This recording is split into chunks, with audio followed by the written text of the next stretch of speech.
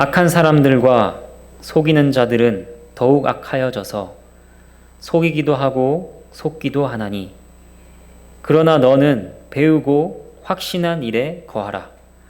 너는 내가 누구에게서 배운 것을 알며 또 어려서부터 성경을 알았나니 성경은 능히 너로 하여금 그리스도 예수 안에 있는 믿음으로 말미암아 구원에 이르는 지혜가 있게 하느니라.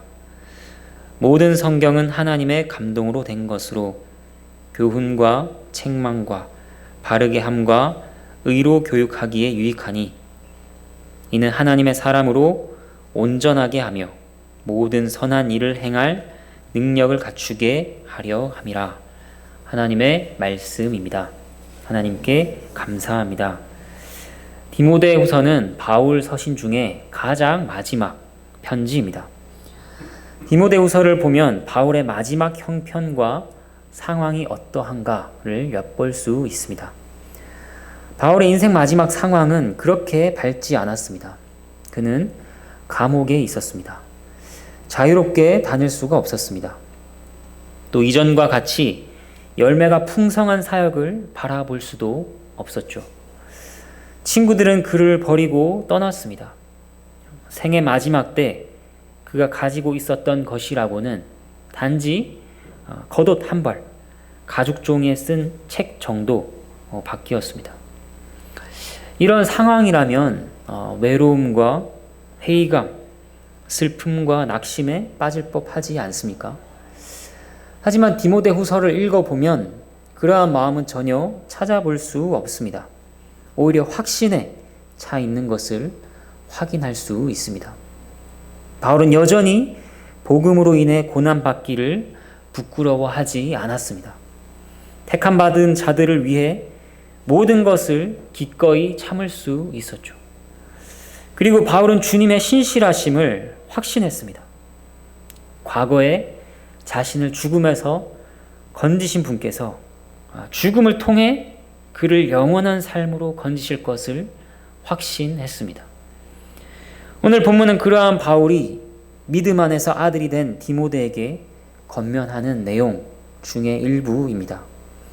마지막을 앞둔 유언 같은 이 내용의 일부를 살피는 가운데 하나님께서 우리 모두에게 은혜를 베풀어 주시기를 바랍니다. 13절 말씀을 한번 보겠습니다. 악한 사람들과 속이는 자들은 더욱 악하여져서 속이기도 하고 속기도 하나니. 악한 사람들과 속이는 자들은 어떤 자들인가? 3장 1절을 한번 보도록 하겠습니다. 너는 이것을 알라. 말세에 고통하는 때가 이르러. 말세라 하면 예수님의 초림과 재림 사이를 가리키는 말입니다. 바울의 때나 지금이나 우리는 말세에 살고 있습니다. 또 고통하는 때에 살고 있습니다. 이때 있는 악한 사람들에 대해 바울은 2절부터 5절까지 말하고 있습니다. 눈으로 한번 읽어보겠습니다. 2절 말씀. 그들은 어떤 자들인가? 그들은 자신을 사랑합니다. 돈을 사랑하죠. 자랑합니다. 교만하고 비방합니다. 부모를 거역하고 감사하지 않습니다. 거룩하지 않습니다. 3절. 무정합니다. 원통함을 풀지 않아서 앙심을 품고 복수를 준비합니다. 마귀와 같이 모함하고 절제를 못합니다. 사납고 신경질적이죠. 잔인한 것을 즐기고 선한 것은 좋아하지 않습니다. 4절 말씀. 배신하여 사람 간의 신뢰를 저버립니다. 약속을 지키는 것은 그들에게 소중한 일이 아닙니다. 조급하여서 앞뒤를 가리지 않고 경솔하게 행동합니다. 자만하여 자랑하고 하나님보다 자신의 쾌락과 즐거움을 쫓는 것이 당연합니다. 5절 말씀을 보면 예배당을 출입하며 찬양하고 기도하고 예배를 드리는 경건의 모양은 있습니다. 하지만 그것이 전부입니다. 하나님을 믿고 경외하기 때문에 나타나야 하는 열매들은 무시하는 것이죠. 이런 모습들이 악한 사람들의 모습입니다. 이제 속이는 자들은 어떤 자들인가? 그들에 대해서는 6절부터 8절까지 나옵니다. 초대교회에는 실제로 속이는 자들에게 피해를 입는 경우들이 있었습니다. 그들은 순진한 자들에게 유익한 가르침을 전해줄 것처럼 접근합니다. 하지만 결국 마지막 결과를 보면 죄와 욕심으로 끌고 가는 것입니다. 배우고 가르치는데 열심이지만 진리가 아니라 공허한 가르침으로 끌고 갑니다. 8절에서는 속이는 자들의 예로 얀네와 얀브레를 말합니다. 얀네와 얀브레는 성경에서 여기에만 등장하는 이름입니다. 그래서 그들이 정확히 누구인지 알 수 없습니다. 하지만 분명한 것은 그들이 모세 때에 하나님의 백성들 속에서 진리를 거스르고 교회를 파괴하는 위선자들이었다는 것입니다. 지금 바울은 교회 바깥이 아니라 교회 안에 속이는 자들이 들어와서 어지럽히는 것을 경고하고 있습니다. 그리고 13절에서 하는 말이 무엇입니까? 이런 악하고 속이는 자들이 있는데 시간이 지나면 나아질 거야. 악한 자들이 회개하고 속이는 자들도 없어지는 때가 올 거야. 이렇게 말하는 것이 아닙니다. 그들이 더 악해지고 속이고 속는 일도 더 많아질 것이라고 말합니다. 그것이 디모데가 만나게 될 현실이고 우리가 마주할 현실입니다. 상황은 낙관적이지가 않습니다. 우리가 접하게 될 일들은 악하고 속이는 자들이 더욱 활개치게 되는 것입니다. 이 말씀 앞에서 우리가 살필 것은 무엇입니까?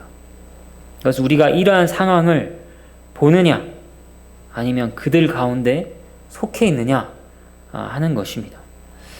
2절부터 5절까지의 말씀 우리에게 적용해 보겠습니다. 우리가 자신을 사랑하고 돈을 사랑하며 자랑하고 거역하며 불평하는 가운데 있습니까? 그러면 우리는 악한 자들 가운데 있는 것입니다. 그 가운데 있으면 바울이 말하고 있는 문제는 인식하지 못합니다. 다들 그렇게 살고 있잖아. 뭐가 문제야?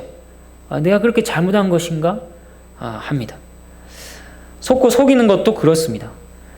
사기를 당하고 있는 사람은 자신이 사기를 당하고 있다는 것을 모릅니다.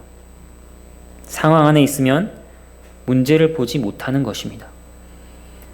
하지만 오늘 말씀을 통해 하나님께서는 말씀하십니다. 악한 사람들이 어떤 사람들인가?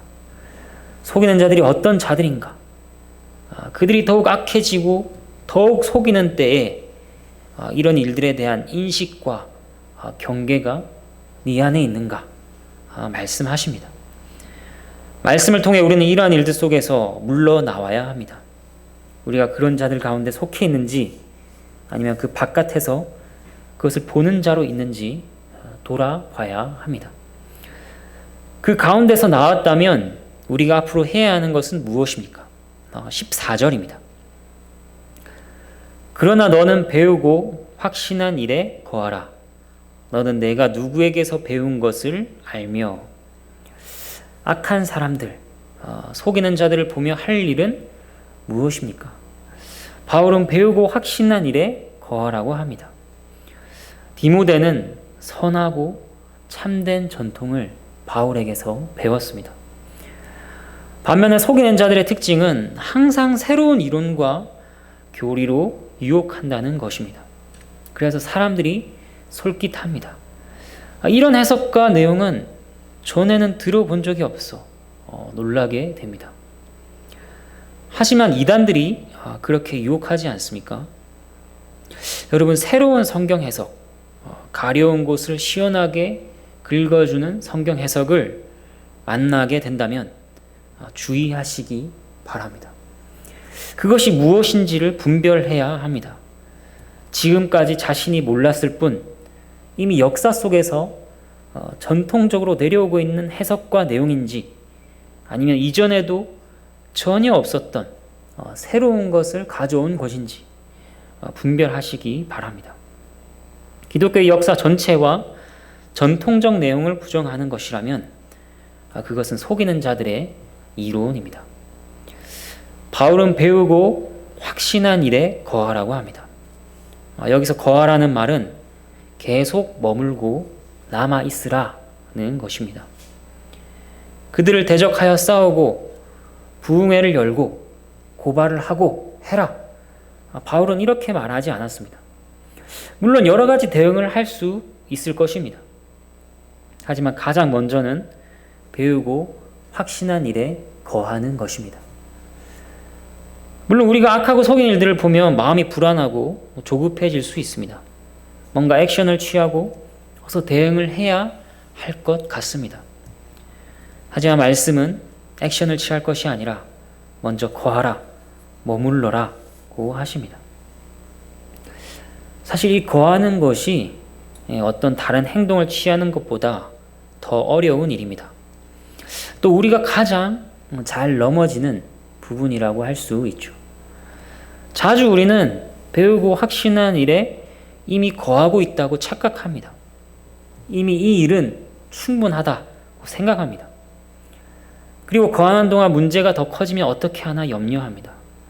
하지만 말씀은 배우고 확신한 일에 거하라. 그것이 먼저라고 합니다. 이제 이 배우고 확신하게 된 것이 어디로부터 온 것인지를 살피겠습니다. 누구에게서 배웠는가? 이것을 알아야 합니다. 디모데는 누구에게서 배웠습니까? 디모데후서 1장 5절을 한번 보도록 하겠습니다. 디모데후서 1장 5절을 보면 이 믿음은 먼저 내 외조모 로이스와 내 어머니 유니게 속에 있더니 내 속에도 있는 줄을 확신하노라. 디모데는 어려서부터 외조모인 로이스와 어머니인 유니게에게서 배웠습니다. 그리고 영적인 아버지 바울에게서도 배웠죠.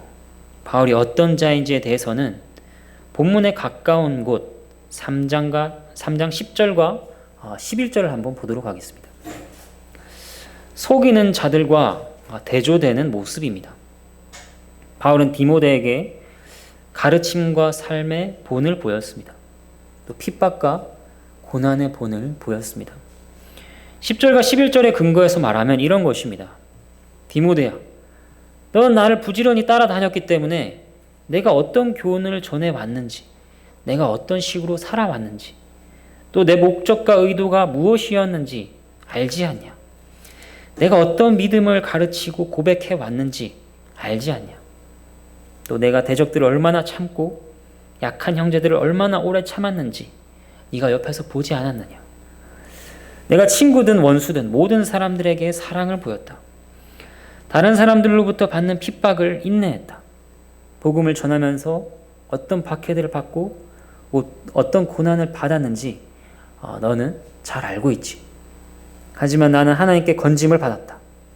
이러한 나에게서 네가 배웠다는 것을 기억하며 악하고 속이는 자들 때문에 흔들리지 말라 하는 것입니다. 여러분, 여러분께서 바른 것을 배우고 확신할 수 있도록 지도하신 분들을 떠올려 보시기 바랍니다. 여러분들을 상처 입히고 속였던 이들이 아니라 참으로 진리를 위해 애쓰고 희생했던 귀한 사역자들을 생각해 보시길 바랍니다. 그분들이 가르치며 고생했던 것을 생각하면 우리가 위로받게 됩니다.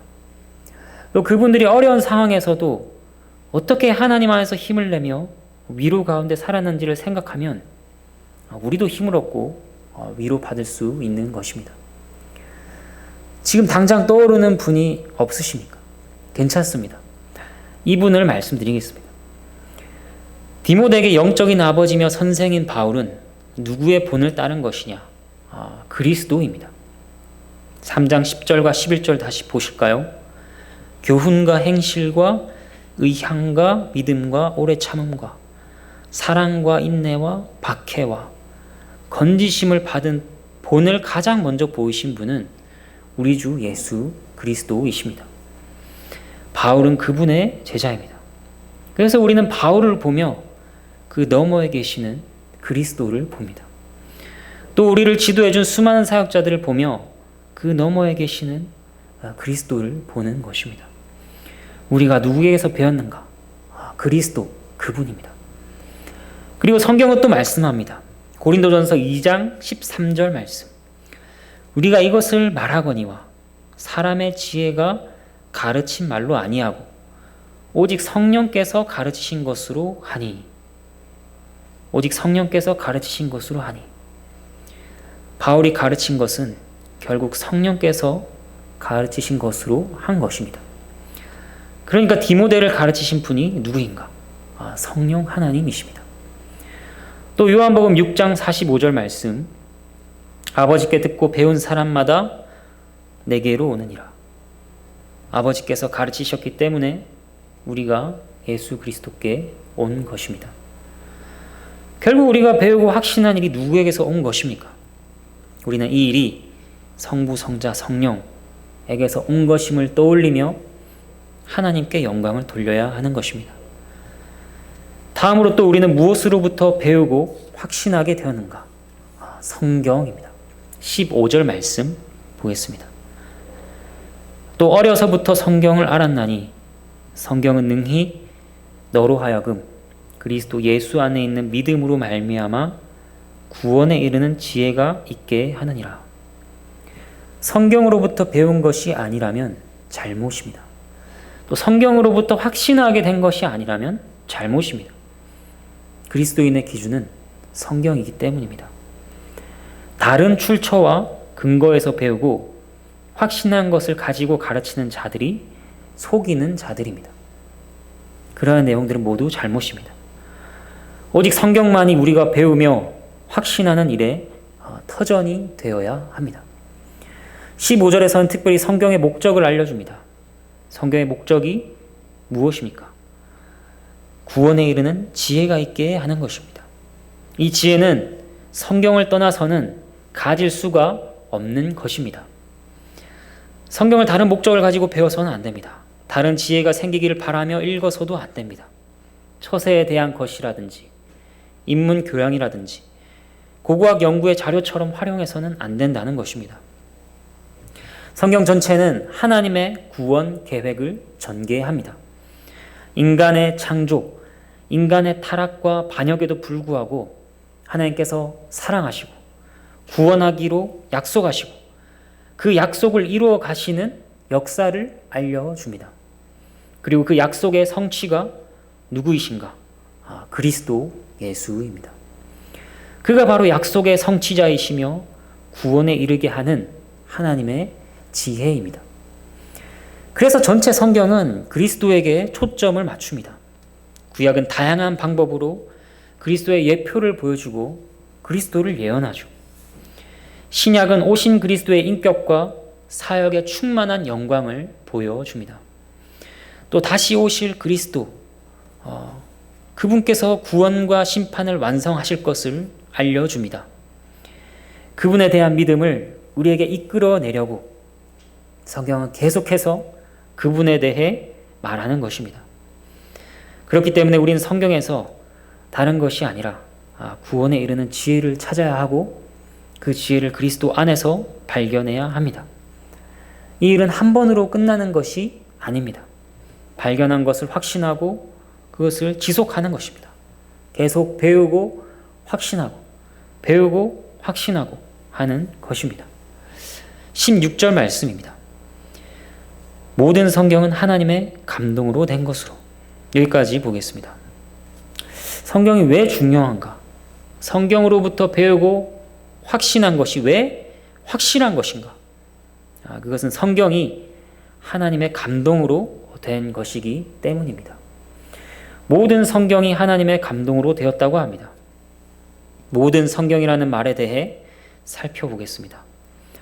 어떤 이들은 이 말을 조금 바꿔서 하나님의 감동으로 된 모든 성경은 유익하다 이렇게 번역합니다. 모든 성경이 하나님의 감동으로 되었다. 그리고 하나님의 감동으로 된 모든 성경, 둘의 차이가 느껴지십니까? 하나님의 감동으로 된 모든 성경, 이렇게 번역하면 하나님의 감동으로 된 성경도 있고 그렇지 않은 성경도 있다는 의미가 들어가게 됩니다. 그렇다면 어떤 성경이 하나님의 감동으로 되었고 어떤 성경이 하나님의 감동으로 되지 않은 것인지 어떻게 구별합니까? 이것은 하나님의 감동으로 된 것, 저것은 아닌 것, 결국 각 개인이 자신의 이성으로 나누게 됩니다. 이러한 일은 인간의 이성을 성경보다 높이는 시대에 찾아온 매우 잘못되고 치명적인 오류입니다. 그렇기 때문에 성경에 하나님의 영감으로 되지 않은 것도 있다. 이렇게 보면 안 됩니다. 성경 스스로가 모든 성경은 하나님의 감동으로 된 것이라고 증언하고 있습니다. 그럼 이 모든 성경이라 할 때 모든의 범위가 어떻게 되는가? 이 당시에는 신약 성경이 완성되지 않았으니 구약의 모든 성경을 뜻할 것입니다. 하지만 지금 우리는 신약 성경이 포함된 완성된 성경을 가지고 있습니다. 그래서 모든 신약 성경도 하나님의 영감으로 된 것으로 고백합니다. 왜 이것이 합당할까요? 그것은 그 당시에도 구약 성경과 신약 성경을 동일하게 취급했기 때문입니다. 예를 들면 이런 말씀이 있습니다. 베드로후서 3장 15절과 16절 말씀 제가 읽어드리겠습니다. 우리가 사랑하는 형제 바울도 그 받은 지혜대로 너희에게 이같이 썼고 또 그 모든 편지에도 이런 일에 관하여 말하였으되 그 중에 알기 어려운 것이 더러 있으니 무식한 자들과 굳세지 못한 자들이 다른 성경과 같이 그것도 억지로 풀다가 스스로 멸망에 이르느니라. 다른 성경과 같이 바울의 편지를 억지로 풀다가 멸망에 이르렀다고 합니다. 여기서 베드로는 바울의 편지를 다른 구약 성경과 동일하게 취급합니다.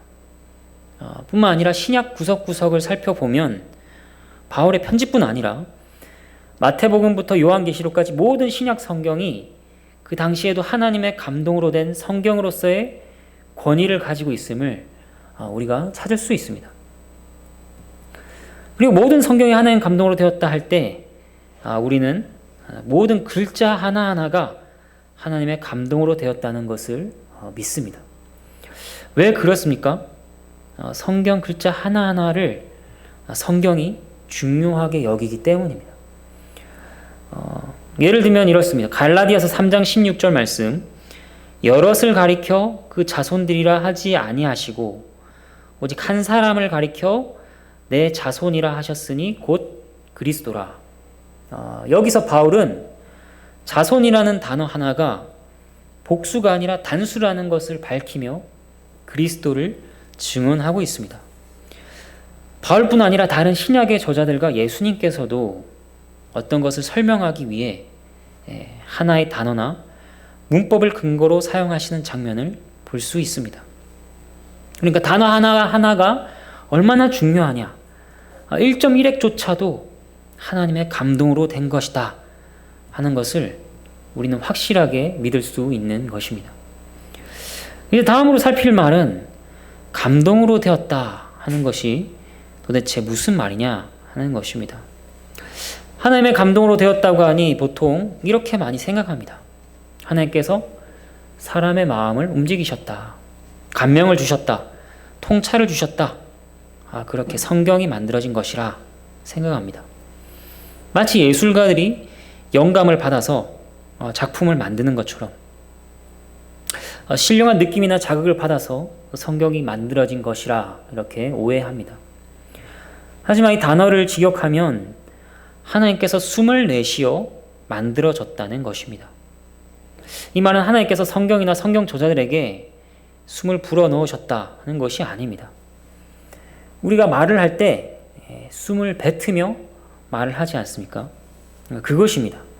우리가 숨을 내쉬며 말을 하는 것처럼 하나님께서 숨을 내쉬며 말씀하심으로 된 것이 성경이라는 것입니다. 그래서 성경은 매우 신비한 책입니다. 분명히 인간 저자들 각각의 개별적인 상황과 개성과 문체가 녹아 있습니다. 그런데 하나님의 말씀인 것입니다. 우리 입이 말을 만들어내는 것처럼 성령께서 인간 저자들을 통해 하나님의 말씀인 성경을 만들어내신 것입니다. 그렇기 때문에 성경은 다른 어느 책과도 같지 않은 특별한 속성을 지니고 있습니다. 바로 신적인 특성입니다. 하나님의 말씀이기 때문에 사람의 권위가 아니라 신적인 권위를 가집니다. 또 하나님의 말씀이기 때문에 그것에는 오류가 없고 거짓이 없습니다. 하나님의 말씀이기 때문에 일반적인 필요 정도가 아니라 반드시 꼭 있어야 하며 없어서는 안 되는 신적인 필수 불가결성을 가집니다. 모든 성경이 하나의 말씀이므로 그 안에는 통일성이 있죠. 오랜 세월 서로 다른 많은 사람에 의해 쓰여졌지만 하나의 말씀이므로 하나의 통일된 메시지를 가지는 것입니다. 거기에 더해 16절 뒷부분부터 17절까지는 성경에서 오는 신적인 유익과 혜택들에 대해 알려줍니다. 교훈과 책망과 바르게 함과 의로 교육하기에 유익하니 이는 하나님의 사람으로 온전하게 하며 모든 선한 일을 행할 능력을 갖추게 하려 함이라. 성경은 신적 효력을 가지고 있습니다. 그래서 성경은 진리를 가르치고 죄를 책망하는데 유익합니다. 또 죄인들을 바로잡아 회개하게 하며 사람들에게 의의 길을 가르치는데 유익하죠. 이처럼 성경은 하나의 말씀이고 하나님의 능력이라 할 수 있습니다. 디모데와 같이 우리는 이것을 알아야 합니다. 성경을 전하는 자가 다른 어떤 능력 있어 보이는 자들보다 낫다는 것입니다. 성경을 전하는 자가 사람들에게 인기 많고 외적으로 성공한 것 같은 거짓 교사들과 맞붙어도 승리할 수 있다는 것입니다. 여러분, 성경은 하나님의 사람을 온전하게 하는데 충분합니다. 모든 선한 일, 교회를 세우고 지키며 이끄는 능력을 갖추게 합니다.